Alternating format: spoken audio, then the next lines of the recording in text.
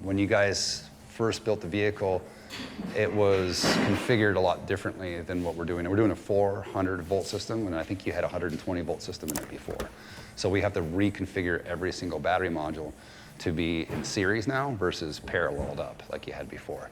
So that's basically what we're doing now is doing a roadmap of what was inside the car, what do we need to change, how are we going to change it, what do we need to order to make that work, and how we're going to bus bar everything together to get to our full 400 volts.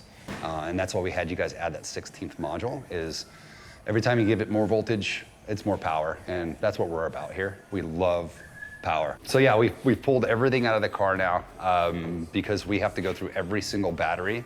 We have to check the voltage on it, make sure that it's balanced correctly before we put everything together. And also, we're going to be putting cell tap boards on these. So these came out of a Tesla originally, and the Tesla logic we can't really work with. So we're putting our own BMS system on there, which basically takes care of all the charging, all the energy in the battery, and also gives the computer feedback on where the voltages are and if any cells are out of balance. So we have to go through every one of these modules and put a new circuit board on. So this is the old Tesla circuit board.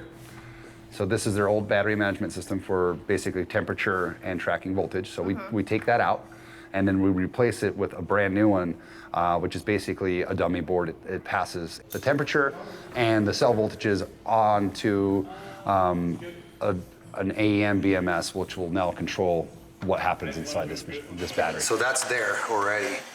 What we do is we remove that and we put a different one in that we could plug into. Notice these are the batteries that we got from you. Yeah. Someone obviously removed it because there's nothing there.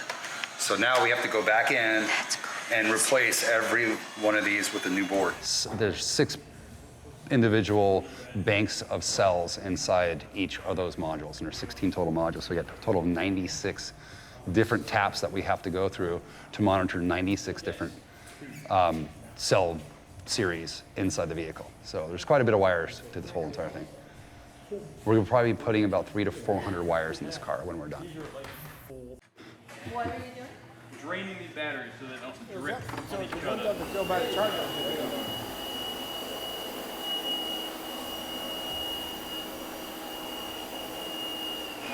Don't drink the blue Gatorade. Not drinking the We're taking Gatorade. this one apart too, right? Can you write not Gatorade above this?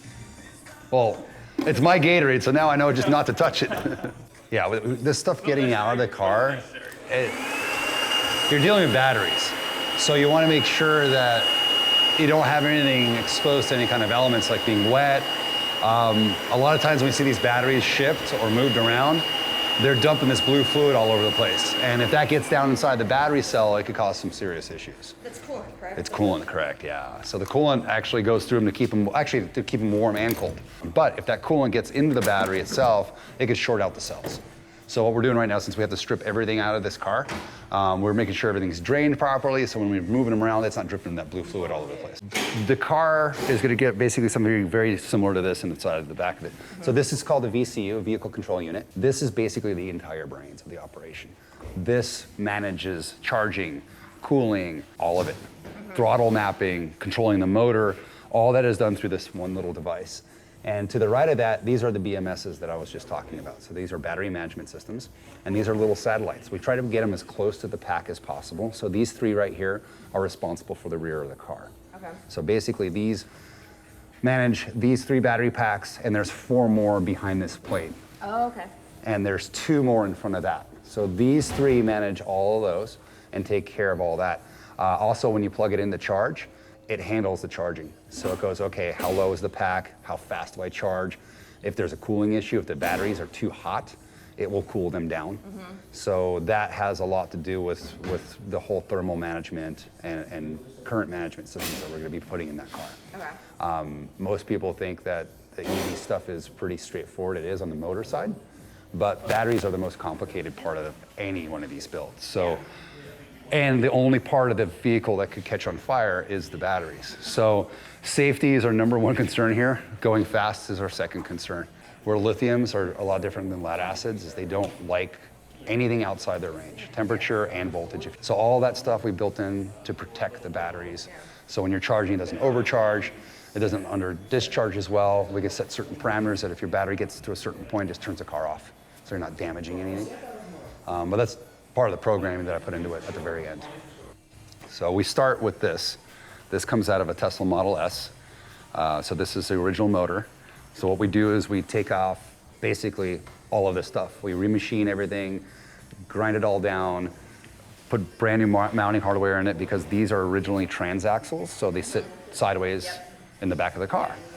We need to spin it 180 degrees or 90 degrees and put it in front of the car. Actually, this is the one going in the car. Oh, nice. Yep, it's already built and finished. And that's 600 and some horsepower sitting there. So you have this very small engine bay and the sides come off. So we're thinking about placing the motor as far forward here as possible. I gotta talk to you guys too to see like what goes, I don't know what's in the front of this car. What I wanna do is I wanna make sure that it's in a good spot. And since you guys have so much weight in the back of the car, I wanna bring a little bit of the weight forward to balance the car out a little bit more. So if I'm too far back, I don't want you guys getting understeer in the car. Since we're gonna be adding, almost 800 pounds of batteries to this car, placement of those is pretty crucial. And then now since everything's back there, you do have a battery pack up front, pull the motor a little bit far forward, and I think you guys would be closer to that 50-50 split. Our next point is to get the motor mounted in, so that's gonna go over to our buddy across the street at AVS Fabrication.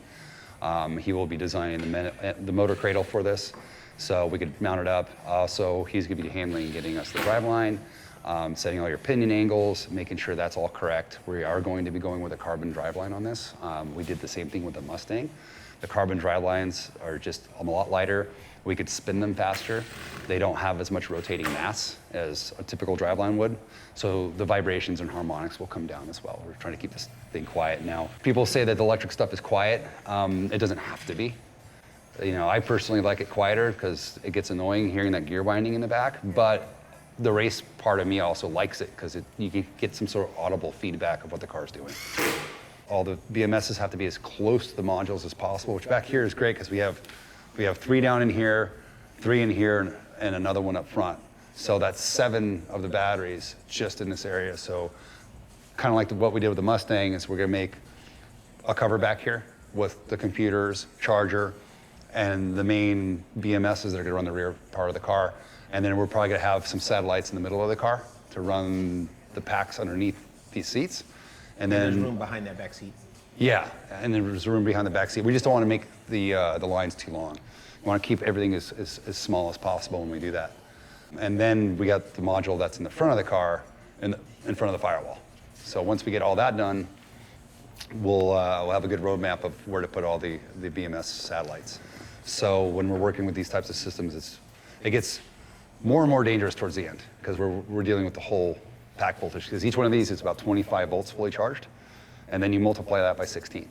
So right now I could come up here and grab both terminals. Don't try this at home, but it doesn't hurt me. But once this is all series together, this will start compounding. So you got 24, 48, and up and up and up all the way to 400. So I've been hit with 380 volts before a couple of times. It sucks. It's funny though. It is funny. So there's two main wiring factors, which is low voltage, which is our 12 volt, which is your turn signals, your headlights, your horns. That's your low voltage. The high voltage is going to be the battery pack and getting that to the motor as safely as possible too. So we got to run very, very thick cables through the back of the car all the way to the front of the car. Yeah. And they basically do a big circle around the whole vehicle. And then what we'll do is we'll start introducing the computer systems into it. So this car will get about 4 CAN networks installed into it. It tells you your voltages, your charge state, your temperatures of your batteries. All that's done via communication over CAN. So one will be running the charger. The other one will be running the display that's going to be in front of the car. The other one's going to be running the BMS systems. So everything has its own network. Our point is we want to get the car working and running for you guys. So when it drives out of here, you're leaving giant streaks of 11s down the street.